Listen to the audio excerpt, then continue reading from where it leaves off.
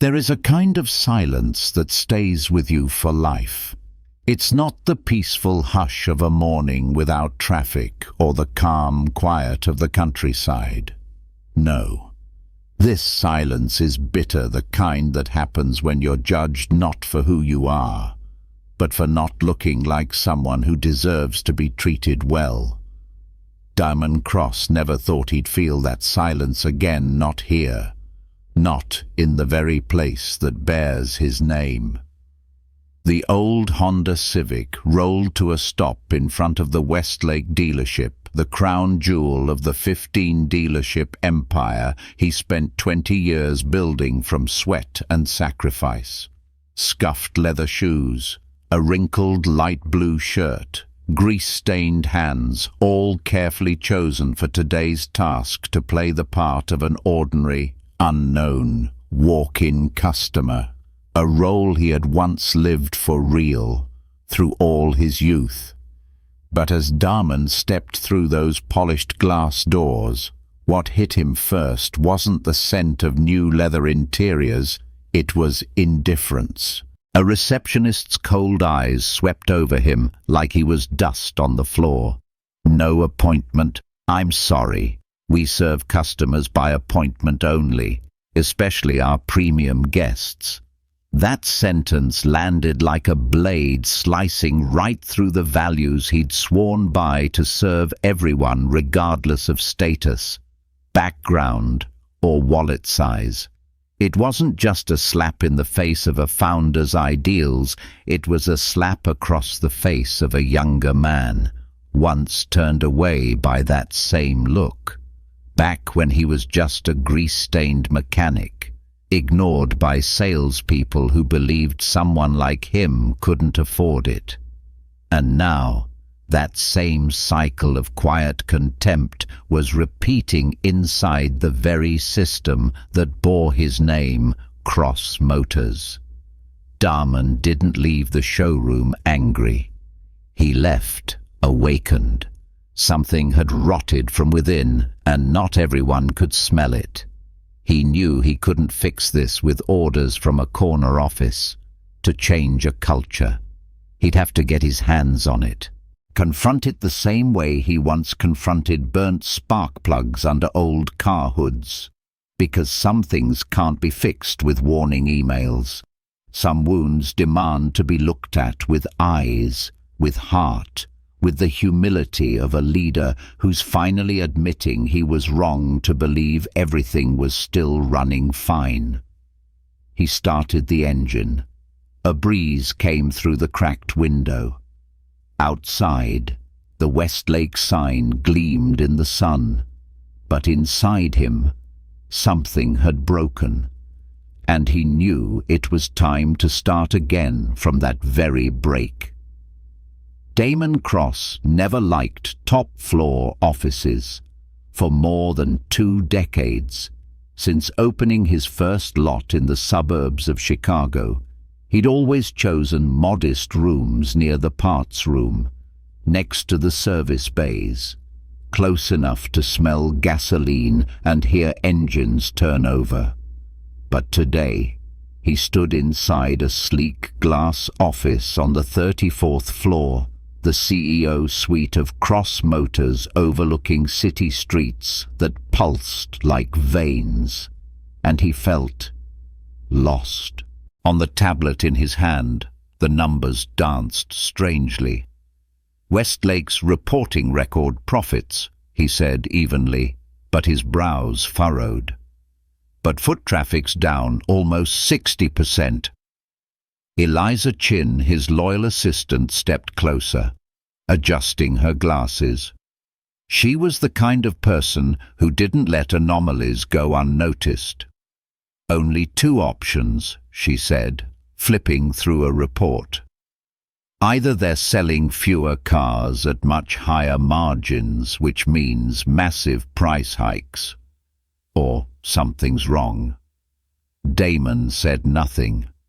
His hands, though speckled now with age, were still the hands of a man who once wielded wrenches for a living. He scrolled through recent customer feedback Eliza had compiled. 17 complaints in less than 2 weeks, all from the same place, Westlake. They're being turned away if they don't have appointments. One guy drove in from the suburbs with his daughter to look at an affordable sedan, was told he didn't fit the dealership's image. Darman put the tablet down. His expression shifted from disbelief to a quiet, simmering rage. We sell to everyone, from economy sedans to luxury SUVs.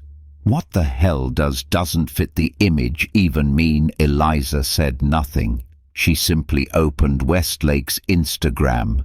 The screen lit up with glossy images, models, business moguls, glamorous couples posed beside Maseratis, Range Rovers, and Mercedes AMGs. Each photo captioned the same way: the Westlake experience, where premium clients meet premium service. Darman stared at the phrase, premium clients. Something inside him went still. When did we become a luxury club? He muttered. Cross Motors was built on one principal service above all: not ticket class. Eliza nodded. I've tried to reach Troy Benson, branch manager, 3 times this week. His assistant keeps saying he's with VIP clients. And Marcus from Regional Damon asked. Same story. Every time he tries to do a surprise audit, Westlake already knows in advance and preps. A heavy silence fell between them. Darman looked out the glass wall, the cars far below crawling like toys.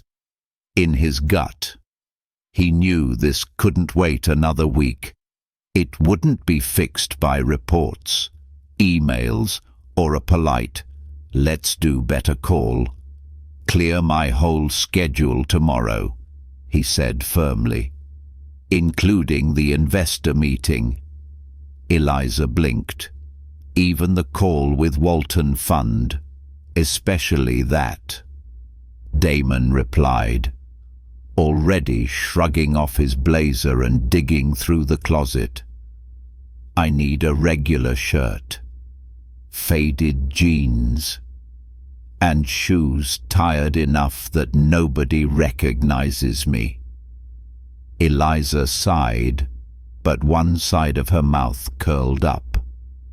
That smile only came when Darman was about to get his hands dirty. Going undercover again? She asked. Not again, Darman said, eyes sharp as steel. For the first time, inside my own company. The next morning, in that same old Civic, a car he kept to remind him of where he came from, Darman left the city center. The clock read 10:17 a.m., a time when any dealership should be buzzing. But somehow, he knew no one would welcome him today. Westlake stood tall, all glass and chrome, so polished it was cold. Luxury cars lined up like deities on display, and Damon, a man who once scrubbed these showroom floors by hand, entered like a ghost. He didn't know it yet, but in a few short hours, Troy Benson's world would unravel, and Westlake's definition of a real customer would be rewritten forever. The Civic pulled into a shaded corner of the lot, surrounded by the last few modest sedans left in a sea of glossy SUVs and imported convertibles. Darman adjusted his mirror and took a deep breath. His hand gripped the wheel as if to hold on to the part of himself that still remembered who he was. The gold-plated sign, Cross Motors, Westlake Experience, gleamed in the sun, but to him, It felt like mockery. He stepped inside. The once wide entrance now blocked by a concierge desk, 2 oversized plants, and red velvet ropes like a 5-star hotel lobby. A blonde woman sat behind the counter, eyes fixed on her phone. Her nameplate read, Kendra Davis, Client Relations. Darman stood and waited. 30 seconds. A minute. Still, she scrolled, lips painted perfect, never looking up. Finally, she glanced and saw him. A smile appeared, precise, bland, robotic. "Welcome to Cross Motors Westlake," she said, her gaze sweeping over his faded shirt, jeans, and scuffed shoes. Her face tensed slightly. "Do you have an appointment, sir?" "No," Damon answered with a light smile. "I was just passing by, wanted to check out a few sedans. Thinking of upgrading my ride." A pause. The corner of Kendra's mouth curled slightly, but not in politeness. In performative patience. "I'm sorry," she said, over-enunciating. "We've moved to an appointment-only model. You can scan this QR code to schedule another day." Darman frowned slightly. "That's odd. Your website doesn't mention anything about appointments." "It's a recent change," she replied mechanically, "to enhance the customer experience." "I'm already here," Darman said gently. "Shouldn't take long if someone could show me a few hybrids." His voice wasn't pretending to be patient. It simply was. But that didn't stop Kendra from squinting, as if he were a problem to be solved. "We only serve by appointment. No exceptions," she said, colder this time. Then she glanced at his shoes. "We serve premium customers. You don't quite fit the profile." That sentence wasn't just rejection. It was a label. A knife through everything Darman had once stood for. He stood in silence. Behind him, staff chuckled. A couple stepped out of a Bentley at the entrance. Kendra lit up suddenly, transformed into sunshine. "Mr. and Mrs. Harrington, right on time. Troy is waiting for you in the VIP lounge." No one looked at Darman. The man who founded this place had just been treated like smudge on showroom glass. He looked around the display hall, once filled with diverse models, now only high-end vehicles. In the corner, a sleek espresso bar, not part of any blueprint he ever approved. He swallowed the lump in his throat. A part of him wanted to rip off the disguise, say his name, watch Kendra panic, and see if she'd still call him not the right fit. But he knew truth needs to be seen, not shouted. It needs evidence, not anger. He smiled a calm, unreadable smile. "I understand, but I did drive quite a way. Is there any chance I could speak to a manager? Maybe they can make an exception." Kendra sighed like granting a favor to a beggar. "Wait here." She pressed the intercom. "Troy, there's some guy here with no appointment who insists on speaking to management." Every syllable landed like a slap wrapped in silk. Moments later, a tall man in an expensive suit stepped from the back office, Troy Benson. His eyes swept over Darman like inspecting a beat-up car unworthy of the lot. "Yes. What can I help you with?" Troy asked, voice smooth, eyes sharp. "I was hoping to view a few cars, but was told I needed an appointment." Troy glanced down at Damon's shoes. then out toward the lot where the Civic sat. A sour smile crept up. "Buddy," he said quietly, his tone icy. "Don't waste our time. That car out there," he pointed, "that's your lane. We cater to real buyers here." Some staff snickered. One subtly raised a phone to record. Damon inhaled. No anger, no comeback, only memory. Troy smirked. "There's a used car lot 5 minutes up the road. Might be more your speed and your budget." And then the final blow, a line that slammed into Damon's soul. "Sir, we don't think this place is for people like you. Some people need to be reminded they don't belong here." Damon nodded. "Thank you," he said. "I'll remember that." And he walked away through indifferent glances, past unapologetic laughter. Only he knew that from that very moment, the game had begun. And this time, the most underestimated person in the room was the one holding all the cards. From the driver's seat of his Civic, Damon sat still for nearly 5 minutes after leaving the showroom. Through the windshield, he watched Troy Benson, the branch manager he himself had hired 3 years ago, laughing and chatting with a young man in a sharp black suit, hair slicked back like he'd just stepped out of a photo shoot. Troy was pointing enthusiastically at a matte black luxury SUV, gesturing like he was performing for a camera. Damon narrowed his eyes. There was something oddly familiar about the younger man's demeanor, but he couldn't quite place it. Troy burst out laughing, clapped the young man on the shoulder, then, almost reflexively, glanced toward the front entrance where Damon had just exited. That look carried mockery and disdain, as if Damon's brief appearance had been nothing more than an amusing interruption in his glamorous day. Damon reached for his phone. "Mark," he said when the call connected. "I just left Westlake. Do you have anything for me yet?"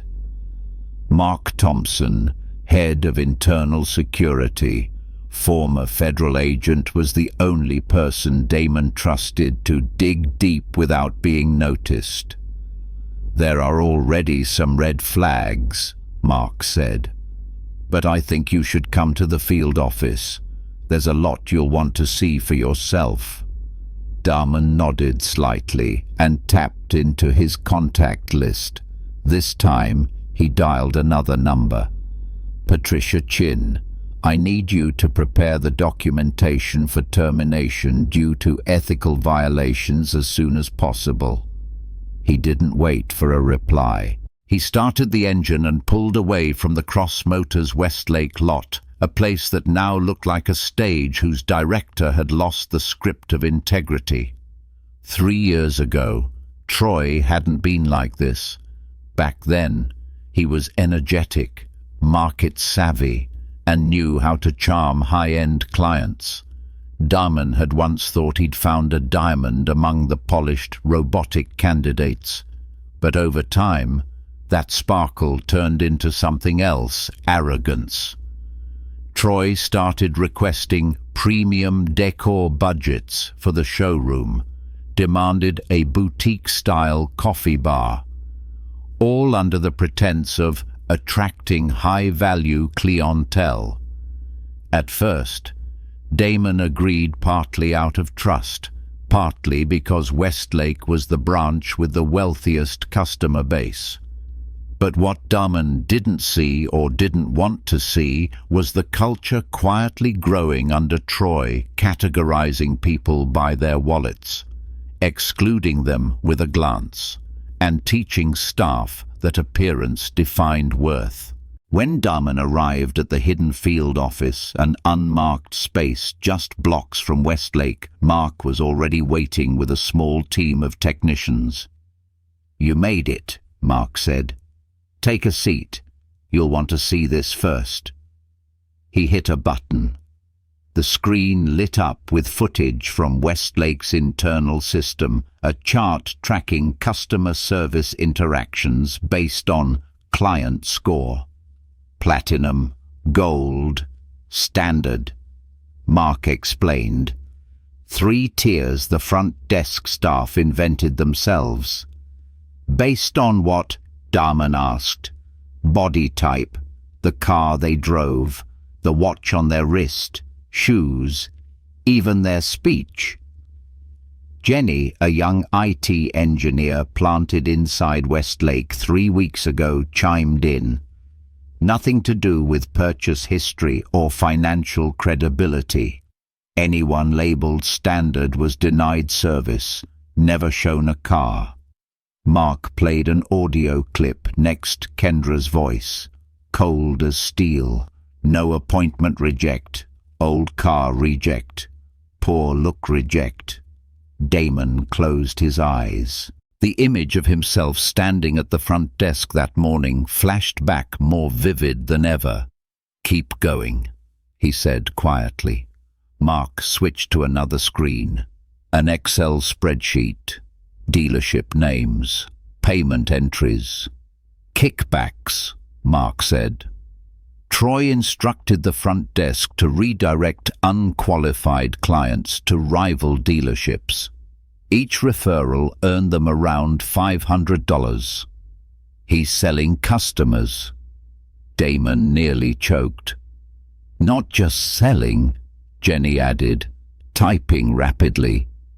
"They're generating fake sales." She pulled up a photo. The young man from the showroom, the one by the luxury SUV, turned out to be an actor for hire. His real name, Jason Miller. He had played small roles in several commercials. They pay him to show up weekly and pretend to be an influencer buying a car. Jenny explained. They take photos, post them online, create the illusion that everyone wants to buy from Westlake. But no actual sales, just rotating displays. Darman leaned back. Everything from the flashy Instagram to the champagne bar, from the sneers to the sentence, "We don't serve you," now clicked together like puzzle pieces forming a picture of deceit. And at the center stood Troy, a man who didn't just betray the company, but turned what Darman once called service for all into a velvet-roped club with a bouncer. "Call everyone," Darman said. "Get the car. We're going back to Westlake in 1 hour." Mark raised an eyebrow. "As the CEO?" "No," Damon replied, eyes hard as steel. "As someone who was once turned away and won't let it happen again to anyone." Darman Cross had taken many blows in his life. The early days of his business, when a client refused to buy from him because his hands were greasy. The time he nearly lost everything in year 2 and had to pawn his wedding ring for a loan. But never had anything hit like this morning. Being kicked out of a place called Cross Motors for wearing the wrong clothes. No one recognized him. No one cared who he was. He left in perfect silence, the bitter kind born of quiet contempt. No insults, no yelling, just glances, pursed lips, and a few sharp laughs behind his back. But it cut deep like a scratch on a brand new car, small, but never forgettable. Darman didn't get angry, didn't raise his voice, didn't reveal who he was. He simply nodded, thanked Kendra, the same woman who had just declared he didn't meet our service standards, and walked out of the showroom. As the glass doors closed behind him, he heard Troy's voice joke with his colleagues. "Some people really don't know where they are. What? They think this is a free parking lot. Laughter erupted, short, crisp, razor-sharp. Damon clenched his fist, not out of offense, but because he knew if he did nothing, this culture would take root. Disdain would become the norm. Lies would be relabeled as sales strategy. And people like him, honest customers who just needed a car to get to work, would keep getting shut out, just because their shoes weren't shiny enough, or their car was too real. That afternoon, Damon returned to his covert headquarters, an office with no signage, where he'd secretly built a response team, cybersecurity, finance, data analysts, all hired for one reason only: to investigate the truth inside his own company. As he entered, Mark handed him a list. 17 customers turned away at Westlake this past month, Mark said. Each redirected to rival dealerships under Troy and Kendra's instructions. Jenny pulled up internal CRM data, each customer tagged as standard, each with a corresponding internal message from Kendra to Troy. Old broke type, Civic driver, country accent, send to Evergreen as usual. Damon read it slowly, said nothing, just placed his phone on the table, then turned to David, a shadow accountant embedded at Westlake for over a month. "Can you prove the money trail?" he asked. David nodded. "They're hiding actual revenue in side accounts. Edited reports get uploaded to the main system. Part of the referral fees also go into Troy's personal account. And Jason, the fake influencer, paid in cash, but there's a contract, and all Instagram images have metadata, all traceable." Damon closed his eyes for a beat, then stood.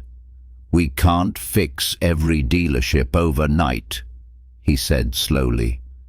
"But we can start with the one that used to be our pride, and now is our biggest disgrace." "What do you plan to do?" Mark asked. Damon turned toward him. "We won't call them to the office. No emails, no termination over the phone." He tightened his tie, slid on his tailored charcoal grey suit, his own uniform, polished brown leather shoes, and the platinum watch, a gift from the board on his 10-year anniversary, sat neatly on his wrist.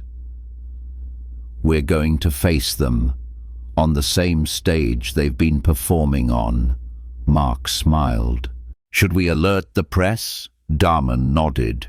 "Call Sarah Jimenez, the journalist who wrote that piece on corporate social responsibility.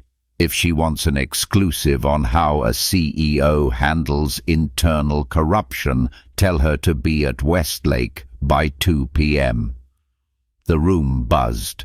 Everyone mobilized. Damon stood still for a moment before the mirror. The man staring back wasn't just a father, a founder, or a CEO anymore. He was a reminder. Never let the place you built become a place that makes others feel small. When the black Escalade bearing the Cross Motors logo pulled up in front of the Westlake showroom, it was just past noon. Sunlight slanted across the building's glass facade, gleaming with cold, glossy beauty. But inside, fractures had begun to form, tiny cracks made by small people who refused to stay silent. Robert Hernandez was one of them. He'd worked at Westlake for over 2 years. Young, wore glasses, often teased as Robert the Rulebook because he followed protocol and never cut corners. But to Troy, that was weakness. "Customers don't care about honesty," Troy once said. "They want to feel special." A month ago, Robert was reprimanded for serving a walk-in. In truth, it was an elderly Asian woman wearing an old wool coat who drove a Hyundai accent and spoke limited English. Robert had offered her a seat, brought her water, and introduced her to a compact sedan. At that moment, Kendra passed by. Her face twisted like she'd spotted trash on the showroom floor. The next day, Robert was called in and threatened with a bonus cut. "I just did the right thing," he wrote in his incident report. No one replied. Lisa Chin, no relation to Eliza, was one of only 3 women left on the sales team.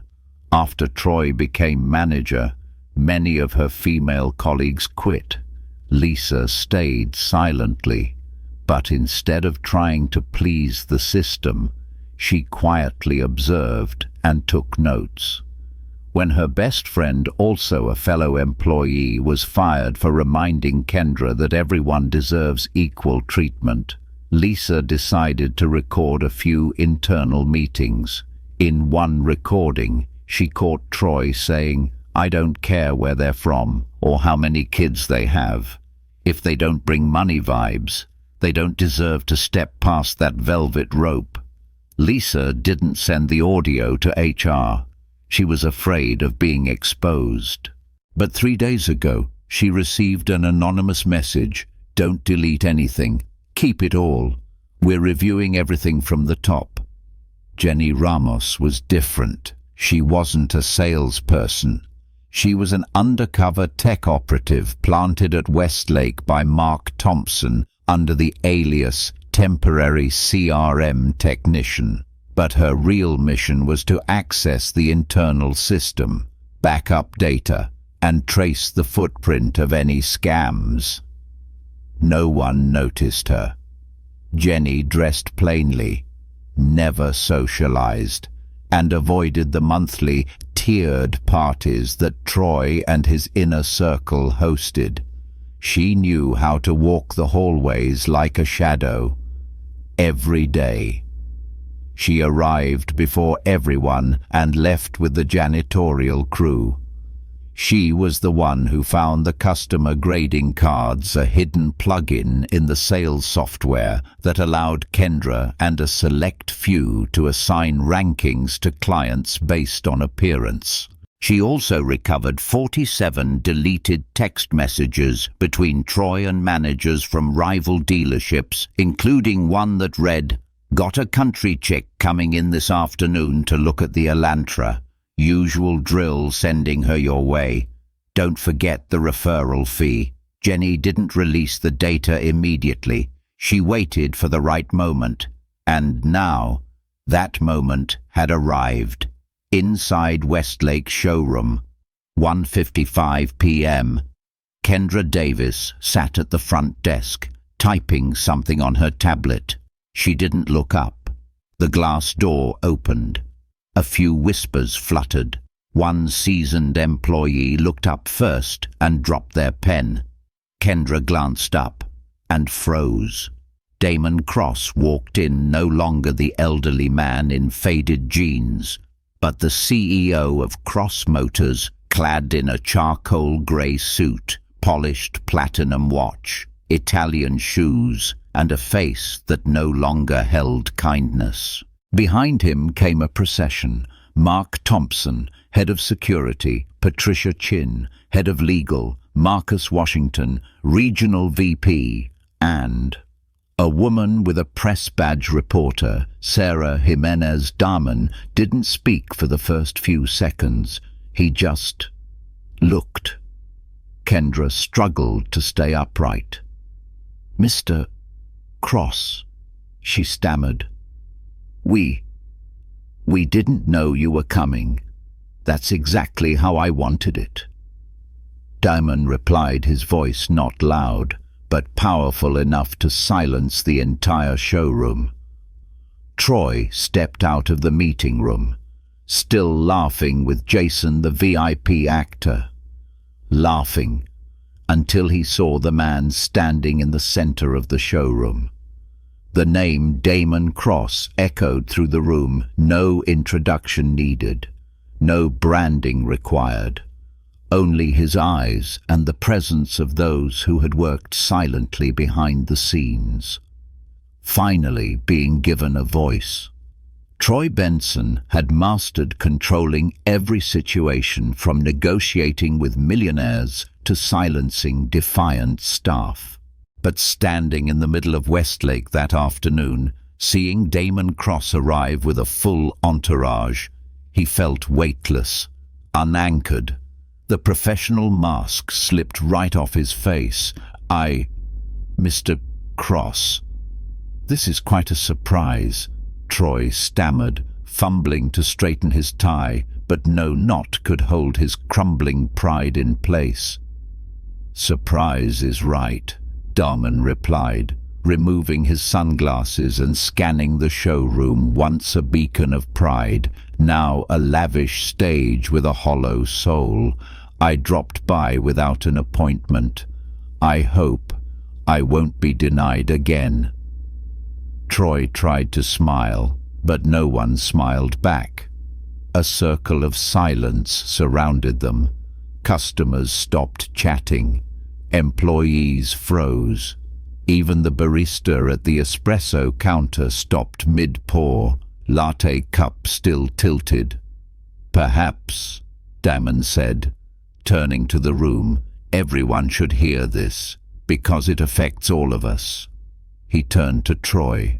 This morning, I came to this dealership anonymously. I asked to view a few hybrid sedans. I was refused. Not because there wasn't time, not because there weren't cars, but because, according to the front desk, I didn't match the image of the premium clientele Westlake serves. Some employees bowed their heads. A few customers frowned. One middle-aged man sighed as if something unnamed had finally been acknowledged. After that, Damon continued, voice steady like a heart monitor. The manager here, Mr. Troy Benson, personally suggested I leave. He advised me to try a used car lot, more suitable for my budget and image.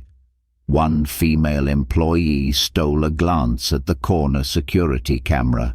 She knew that footage still existed. And then Damon turned to Patricia Chin. We began to investigate. Patricia opened her case. Documents were handed out. Jenny, the undercover IT specialist, stepped forward with a tablet linked to the dealership's network. This, she said, is a hidden plugin that was manually inserted into our intake software. It doesn't appear in any official company documentation. Each customer was labeled Platinum, Gold, or Standard. Anyone marked as Standard was turned away at the door. Jenny tapped the screen. A graph appeared on the showroom display. Hundreds of customers rejected simply because their cars weren't flashy or their clothes didn't match the color scheme. Whispers rose. A young woman turned to her husband. "Do you remember when Grandma was turned away?" she asked. "Maybe. That's why." Damon nodded. "Not only that," he continued. "We also uncovered illicit transactions between this dealership's management and rival businesses. Specifically, customers who didn't meet the standard were redirected to other dealers in exchange for referral commissions ranging from $300 to $700 per person. David Chin from accounting raised his hand, holding a ledger. "I've been working here undercover for nearly a month." Beneath the official reporting system, there's a second set of books, a shadow ledger where split payments are hidden from corporate HQ. A soft, "Oh my God," escaped from the back of the showroom. But it wasn't over. Jenny tapped again. An audio clip played Troy's voice, crisp and unmistakable. If they don't look like money, reject. If their car is old, reject. If they don't shine, they don't belong here. Troy lunged forward. That's out of context. That was a private meeting. And this, Damon asked as a second video rolled. Jason Miller, the actor, smiling as he signed paperwork for a car. A chat log appeared beside the footage. Post this pic at 6 p.m. The rich kids online love that exclusive VIP vibe. Jason, watching from the side, began backing away toward the door, but Mark Thompson was already there, blocking the path with a subtle nod. Damon stepped into the center of the room. His voice lowered, but every word landed like lead. I once fixed every car myself with these hands. I built this system so that everyone, whether in a suit or coveralls, would be treated with equal respect. Today, I saw this place betray all of that. He turned to Troy and Kendra. I'm reclaiming this dealership, effective immediately. Troy stood frozen. No more places to hide, no more excuses to make. Every piece of evidence laid out, each one a brick in the grave of the career he built atop arrogance. Kendra, behind the front desk, turned pale. Mascara smudged beneath her eyes. Her lips pressed shut, hands trembling, one word away from collapse. Damon's gaze swept across the space, no longer angry, just quiet, so quiet. It stripped every soul bare. I used to think the worst thing was manipulated numbers, he said slowly. But no, the worst thing is watching your staff laugh at a customer because they wore an old shirt. He raised a hand. Jenny tapped the tablet. On the large screen, security footage played from earlier. Troy and Kendra stood behind the front desk. A middle-aged couple was being turned away. Troy's voice echoed. What kind of shoes is he wearing? Looks like he just crawled out of a dumpster. The room fell silent. A man in dark glasses suddenly spoke up. Those are my parents. Troy snapped around. The man stepped forward. Last month, they came here to buy me my first sedan. But when they got home, they just said, that place wasn't made for people like us. I thought they were exaggerating. Now I get it. Damon turned to Troy. You didn't just do wrong. You taught others to do wrong. You turned a place that sells cars into a place that sells superiority. And you don't even realize what you just lost. Then he faced the entire staff. Robert, Lisa, step forward. The two came to the center of the room. Robert hesitated. Lisa nodded quietly. Robert, Damon said, I read your report about being reprimanded just for helping a walk-in. Robert scratched his head. I just couldn't stand to see someone pushed out like that. My parents lived in a trailer park. They always told me if a place doesn't welcome you because of how you look, then it's not a place you belong. Lisa clenched her fist, then spoke. I recorded those meetings because I couldn't stay quiet anymore. But I was scared. And the hardest part was feeling like doing the right thing had become wrong. Damon placed a hand on their shoulders. It's because of people like you that this company is still worth saving. He turned back to face Troy and Kendra.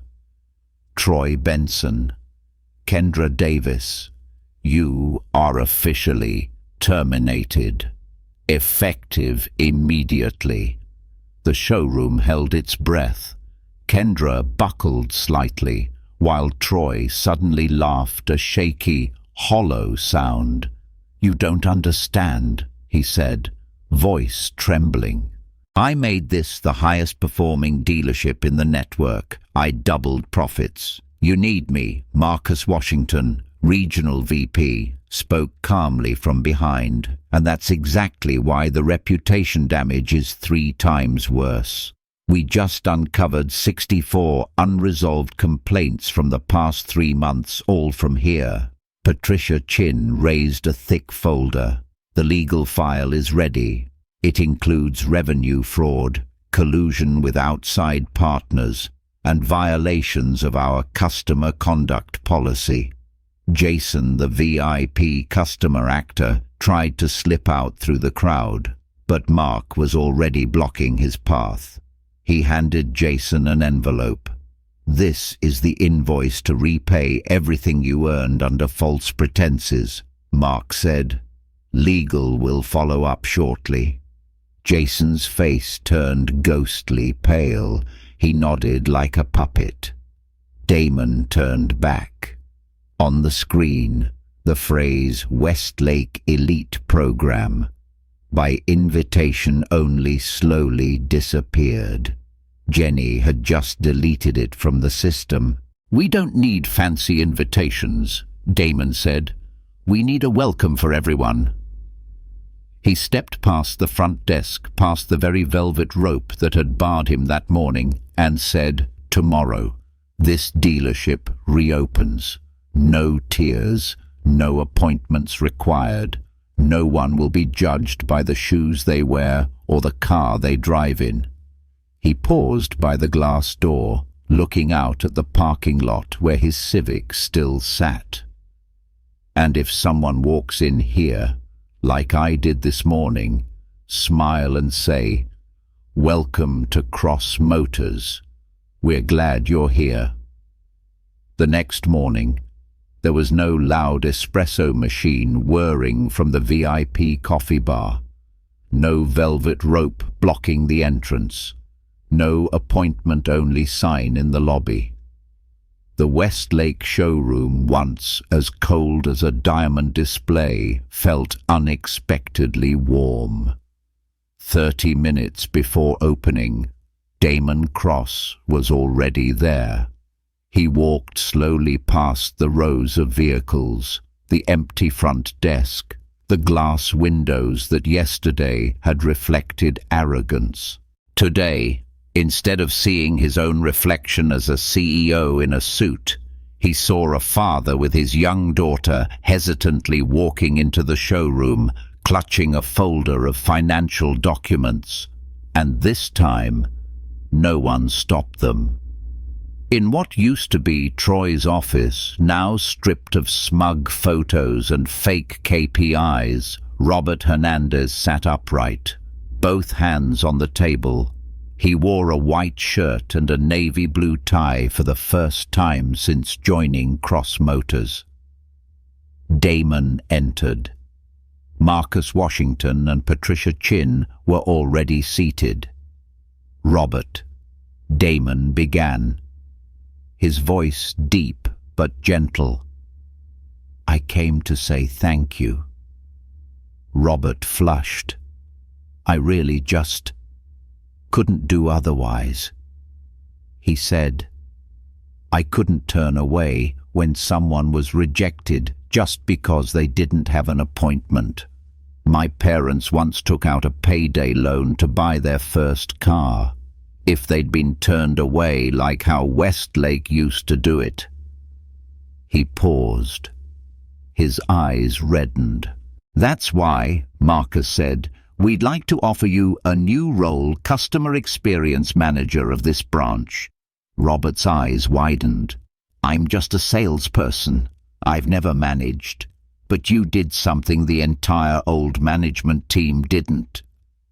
Damon replied, "You stood on the side of people." A moment later, Lisa Chin knocked gently and entered, still carrying the caution of someone used to being ignored. You called for me." "Sir, I did." Damon smiled. "I reviewed the previous customer satisfaction reports. You consistently scored the highest, but under Troy's leadership, you were reprimanded for serving walk-ins." Lisa nodded. "I used to think I was going to be fired." "No," Patricia said. "Today, we're offering you the sales manager position, not because you speak well, but because you listen well." Lisa's jaw dropped slightly. Then she nodded. A single tear rolled down her cheek. At exactly 9:00 a.m., the showroom doors opened.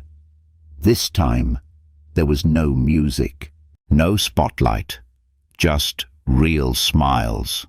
Robert was the first to greet the first customers of the day, an elderly man in a worn t-shirt and faded baseball cap, accompanied by his petite wife with a canvas bag over her shoulder. "Welcome to Cross Motors," Robert said warmly. "How can I help you today?" "We're looking for a car for our granddaughter," the man said, his voice kind, his wrinkled hand resting gently on his wife's shoulder. "She just graduated from college. We don't know much about cars." Robert smiled. "Then let me walk you through everything. No need to worry at all." Darman watched from afar. Not the sales, not the display cars. It was the atmosphere that had changed, from stifling to breathable, from distant to close, from indifferent to kind. Around noon, Eliza Chin sent a message. "The article's live. It's going viral. Hashtag Real Leadership is trending on Twitter." Damon opened the link. The front page of City Business Journal featured a photo of him standing in the middle of the showroom with a bold headline, "CEO goes undercover and takes back justice from his own company." Below were photos of Lisa shaking a customer's hand, Robert leaning down to explain a car spec, and in the background a new banner hanging outside the showroom, "Everyone welcome. No appointment needed." By afternoon, the showroom was busier than any day in the past 3 months. A black woman in scrubs came in with her 2 young children. A dusty, middle-aged man, likely a construction worker, stopped to admire a used pickup truck. No one was brushed off.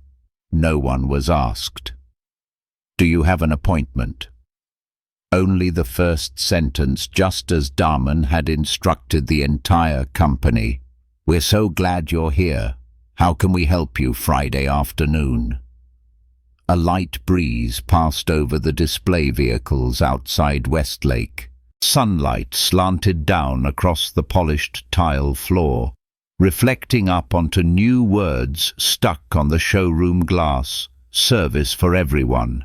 Respect starts here." Inside, the air was lively but not frantic. Employees greeted customers with genuine curiosity behind every "How can I help you?" Everyone who entered was met with a look that said they mattered without needing to prove it.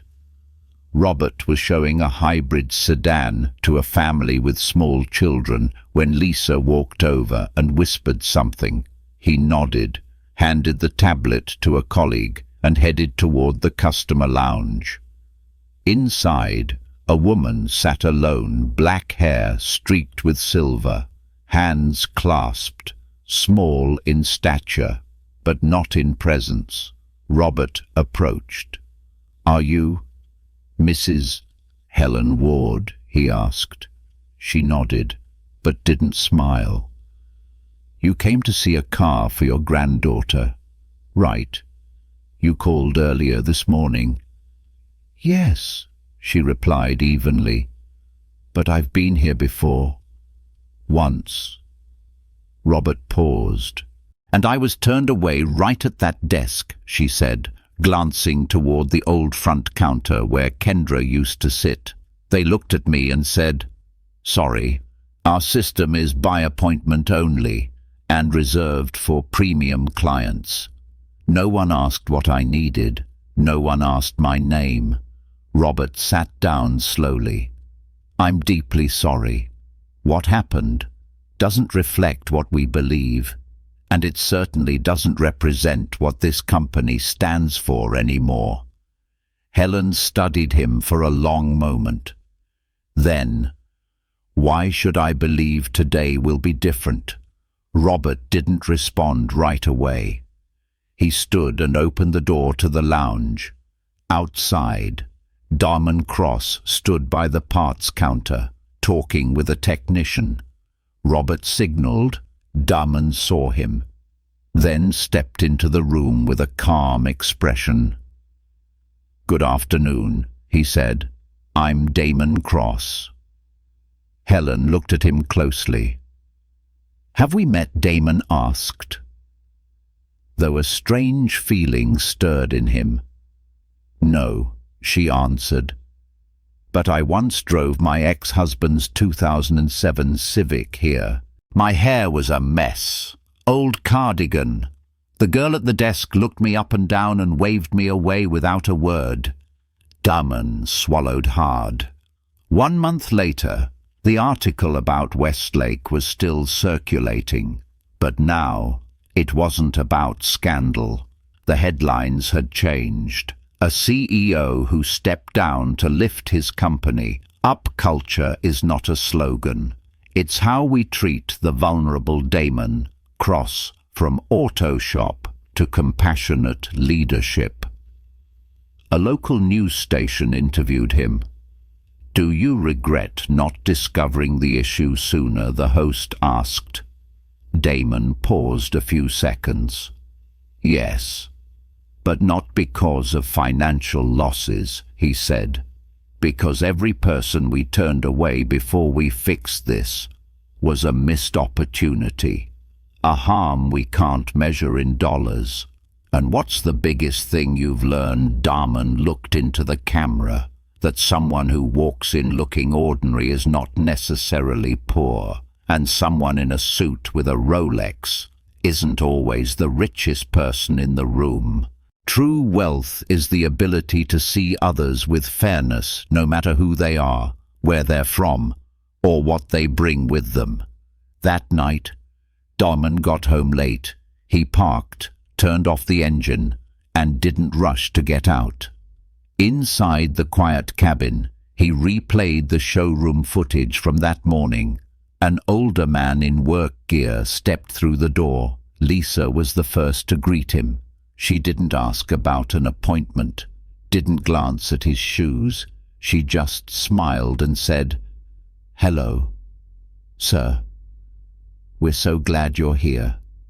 The man nodded and walked forward, unafraid, unashamed. Darman shut off the screen. In his hand was a small badge, his old name tag from his first job as a mechanic. The letters were worn, but still legible. Darman Cross, service first. He smiled and slipped it back into his wallet, then stepped out of the car, not to be a CEO, but to keep being the man who opens the door. Not everyone gets the chance to walk down the same hallway where they were once turned away and cross it again, as a guide. But Darman Cross did, not for revenge, but to repair, not to reclaim power, but to restore dignity, for himself and for all who were quietly excluded. Weeks later, A new employee at the Westlake branch, a young woman named Maria, shared a post online. No one in the company asked her to, but it quickly went viral. On my first day at the showroom, no one asked for my degree. No one checked old KPIs. The interviewer asked me just one question. When you meet a customer who doesn't look like anyone you've ever served, what do you look at first? I answered, their eyes, to see if they're tired or if they need to hear something kind. The interviewer smiled and said, we're looking for someone like that. Today, I believe I didn't just find a job, I found a place where people are seen before they're served. The post ended with a quote from Daman himself, treat everyone as if they might be the owner of this place because one day they just might be.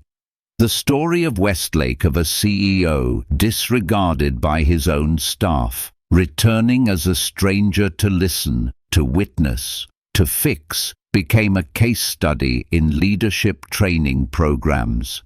But Damon wasn't interested in fame. He didn't post explanations, didn't go on more talk shows. He asked for just one thing. Never forget why we started. At Cross Motors today, there's a policy called the mirror rule. Each dealership places a small mirror near the front desk. Not for guests to fix their hair, but for staff to check themselves before greeting someone. And under every mirror is a simple reminder. Before you look at others with judgment, look at yourself. Have I been kind enough? Darman Cross wasn't the first CEO to lose his way in the system he built. But he's one of the very few who stripped off the title to rediscover the soul of the company. Walking in the shoes of an ordinary man, he didn't change the world. But he changed the way one company treats the world, starting with a door, a look, a greeting without conditions. And sometimes it's those small, quiet things that become the most enduring legacy a person can leave behind. A legacy not named after himself, but built upon the worth of others.